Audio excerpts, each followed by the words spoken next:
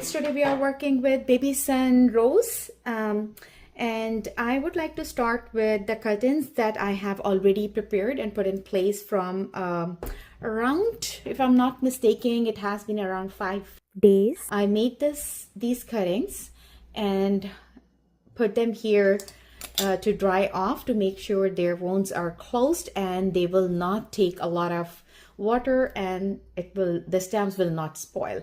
Do not worry if you see, and this is what I wanted to show you, that in around a week time, if you see that these parent leaves, they already have gave us these branches, and one branch is already there and it is already propagating another one.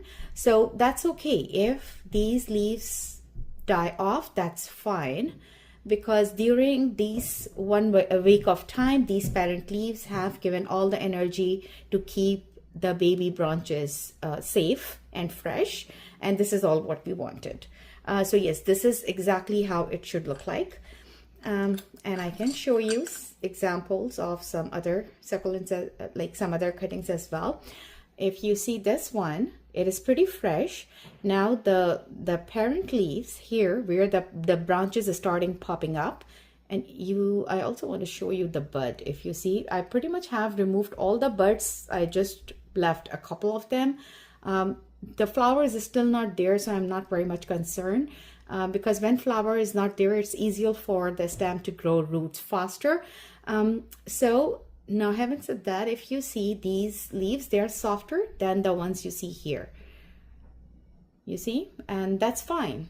So I'm not removing it because they are not completely out of shape, or they're not completely dead. So I can just leave them. That's fine.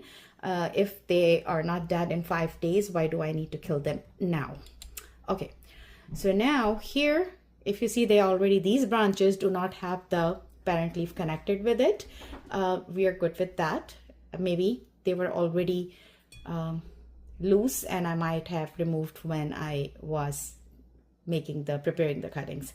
Okay, so when I put them in soil or sphagnum moss, I will be adding this area, the bare area, in the soil or sphagnum moss, depending on where you want to propagate. I probably will try a couple in soil and a couple of them in sphagnum moss, but I'm leaning more towards sphagnum moss because eventually these are succulents, and though they are not like very typical succulent characteristics, but I do not want them to have too much water and to make them soggy or make the stem rot. So yep, all the cuttings are fine in 1 week time, you can see. So do not be afraid that they can be damaged or they can really rot or something during this time. It will not. All we need to do, we need to properly close this cut here, the wound of where you made the cut, and then we are okay to go ahead and add it into the soil or sphagnum moss. Still, we will not be, because it is pretty drought resistant. It can really tolerate a lot of dryness, so we do not need to keep the soil or sphagnum moss too wet even when we plant it, because it definitely can harm. The more water, can harm it more than the dryness. So we need to make sure that we are not overwatering it.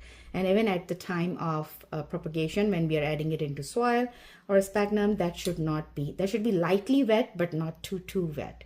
So you can see the small cuttings, they are more fresh. The longer one, of course, without the root, it is a little difficult for them to remain fresh for longer period of the time, but the shorter ones are more fresh. You see that? Okay, so we are good with this.